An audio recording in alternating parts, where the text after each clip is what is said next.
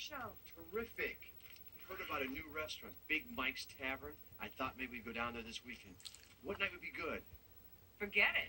We are going to the opera fundraiser. Oh, man. Now, Cody and I are really excited. I found the perfect thing to wear. It's a little daring, but I think it's fun.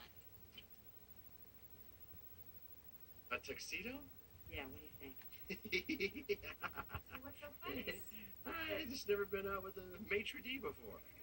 I wanted to show you this. I don't care about this fundraiser. It's not that I don't care, honey. It's just I'm a little tired of you making these big plans without telling me. Hold on. This whole thing was your idea in the first place. What?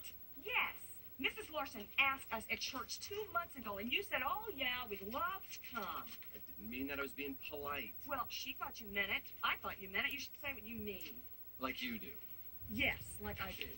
Wasn't it you that said Mrs. Larson looked just hideous in that purple moo-moo or whatever she had on? Well, she did look hideous. She looked like a giant eggplant, so. Uh-huh. But when she comes back over the second time, you said, oh, Mrs. Larson, you look lovely. Why'd you say what you mean? You look hideous, you big fat moo-moo.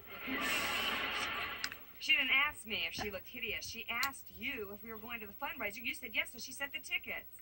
Why don't you just tell me? I did tell you, Tim. I told you 3 times. I'm not stupid. If you told me 3 times, I would have remembered saying no 3 times. Well, so what are you saying? You're not going to go? No, this would be the 4th time. Well, then fine. I'll just put a dress under my tux and take myself.